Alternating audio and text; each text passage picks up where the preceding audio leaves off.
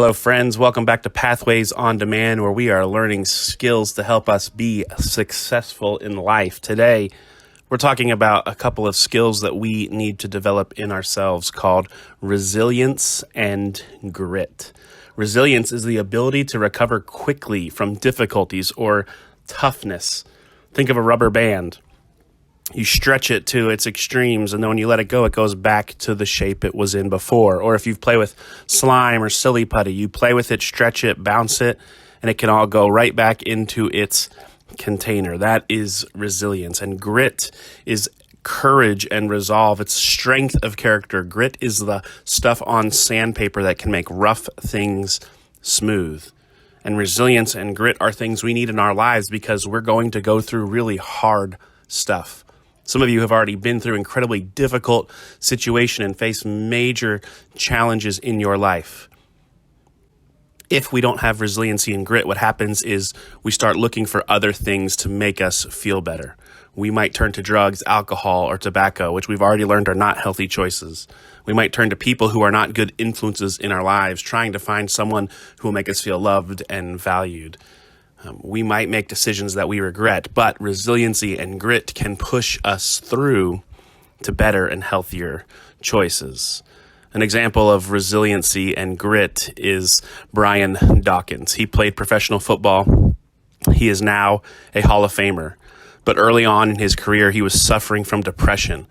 He did not have resiliency and grit at the time, and he was suicidal. He had a plan in which he was planning to take his own life. He had turned to drugs to make him feel better. He had developed an addiction. He did not have what he wanted. He did not like his situation and was ready to quit and throw it all away. Eventually, he got the help he needed. He saw therapists, got medication, and got on the right path. Had a great, successful career, sober, has a family, and is one of the best players that has ever played. He said this at his Hall of Fame induction. The majority of the success I have had has come on the back end of pain. Pain has pushed me to levels unknown. For me at the time, all I know that was pain, but on the other side of it all of a sudden, I became better in an area. So that when we go through these situations in our lives, pain helps you develop those things that are going to take you to the next level. Pain helps you develop the things that are going to take you to the next level. Rather than quitting, rather than giving in, pain can push us through if we're resilient, if we're gritty, if we'll bounce back, if we'll be tough. So we need to discover how to develop these things. First is some knowledge. We need to understand that teenage mental illness is not rare. It is common. All of us are going to struggle at some point or another. You're going through all sorts of life changes, both in relationships, in your biology, in your mind. And so at times we're all going to struggle with our mental health. Just like physical health, we all have mental health, and sometimes we catch a cold in our body and it makes us sick for a while. Sometimes we might have cancer and we're sick for a long time. The same can happen with our mental health. We can struggle for seasons, we can struggle for periods of time, certain situations, and sometimes we struggle for a while. But not all mental health conditions are lifelong. Sometimes it's very short, it's situational. If we are broken up with, or if we get cut from the team, or if we don't do as well in school as we hoped, or if our family's a mess, sometimes we go through seasonal struggles. It doesn't mean that we're going to be doomed for the rest of our life. And even if we have a long-term diagnosis, we can find ways to overcome them, because mental health is not a sign of personal weakness. We all, again, will struggle. Every single one of us is going to have times when it's difficult to get out of bed, or when we're struggling with whether or not we want to continue, or whether or not we want to put in the effort that it takes to be successful. It is not a sign of weakness to struggle. It's a sign of being human. There's a number of folks who have struggled in their mental health. This is Brandon Brooks. He plays professional football. He's an offensive lineman, and he's another person who could rip you in half. And he struggles with anxiety. His anxiety gets so bad that sometimes he can't play the game he gets paid millions of dollars to do. He's, at this time, the highest paid offensive lineman in the NFL. And last year, he missed a game because his anxiety was so bad he could not make himself go get on the field. Zion Malik, he's a performer, sings in front of millions of people, and still struggles with anxiety. They've had to seek help outside themselves. It's not weakness. it's humanity. Demi Lovato and Kanye West both struggle with bipolar. They require medication in order to function the way they want to function, but it has not stopped them from being successful, creative people who are worth lots and lots of money and who have lots of adoring fans. Olivia Munn is an actress who struggles with OCD, obsessive compulsive disorder. Sometimes her mind controls her in ways she wishes it wouldn't. It makes her obsess about things. She can seek the help she needs and continue to be successful in her life. Michael Phelps is the most decorated Olympic athlete of all time. He has ADHD, and it makes it a struggle for him to have conversations sometimes. He struggled in school trying to maintain his focus and focus on the task at hand. But he's found some skills and resiliency. He's pushed through those hard things and become successful. Dwayne "The Rock" Johnson, he's always on the list of the 50 most beautiful people alive. He's worth millions of dollars, a successful career. Lots of people want to be like him. He suffers from clinical depression. He's battled suicidal ideation. He's had to overcome a lot of things, get the help he needs through therapy and medication. Not because he was successful, but because it's just something going on in his body's chemistry. It's messed with his ability to be healthy all the time mentally. It doesn't make him weak. It doesn't make him a lesser person. It makes him human. The same with Kid Cudi. He's a successful rapper who struggles with depression, and he channels it into his art, and it helps make him better rather than making him want to quit.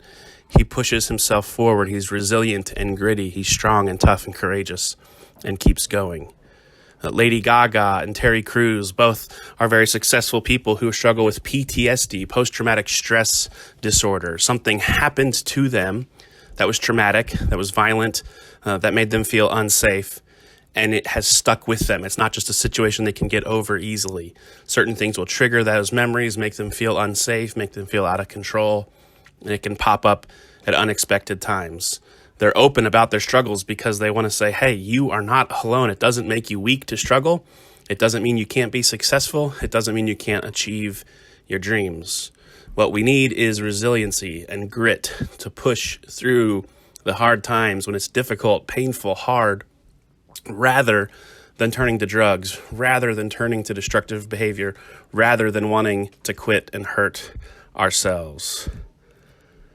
What we need is a resiliency toolbox, things that are going to help us push through. One of those things is making sure we take care of our physical body, that we get enough sleep, that we eat right, that we drink enough water, that we get exercise and fresh air. All those things are going to help us be in a better place mentally. If I don't get enough sleep, I am cranky, and there's a greater chance I'm going to have a fight with someone in my life because I'm already on edge. Taking care of our body is huge. Being able to identify our emotions, knowing what makes us happy, what makes us sad, what situations make us anxious, what situations bring us relaxation. That helps us be resilient because when we're struggling, we can go to the things that we know are good for us.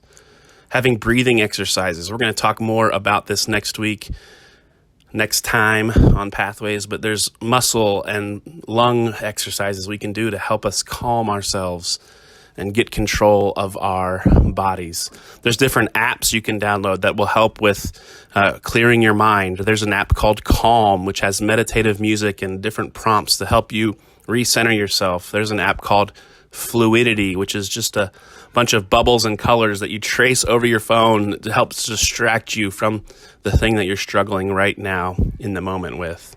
Another thing we need for our toolbox is hobbies, things we love, things we enjoy. It could be sports, music, art, creating something. It could be any number of things that we enjoy doing that we know we can go to when we're having a hard time. And then another thing for our toolbox is a trusted adult. We need somebody who's smarter than us, wiser than us, who's been where we've been, who we can talk to. It could be a parent, if you have that kind of relationship with them. It could be a mentor, a caseworker, a teacher, a counselor. Sometimes it needs to be a therapist, a doctor, but we need to make sure we have those people in our lives. We're going to talk a little bit more about this toolbox next time. But for right now, I want you to think this week, what is something I can do to develop my resiliency toolbox. Maybe it's drinking more water. Maybe it's knowing who's the adult I'm going to go to when I'm overwhelmed. Maybe it's just knowing and understanding that it's okay to not be okay. The idea here is that we would be resilient, that we'd push through, that we'd be tough and gritty and not give up and not be destructive when the hard time comes. Thanks for listening. I'll check in with you next time on Pathways on Demand.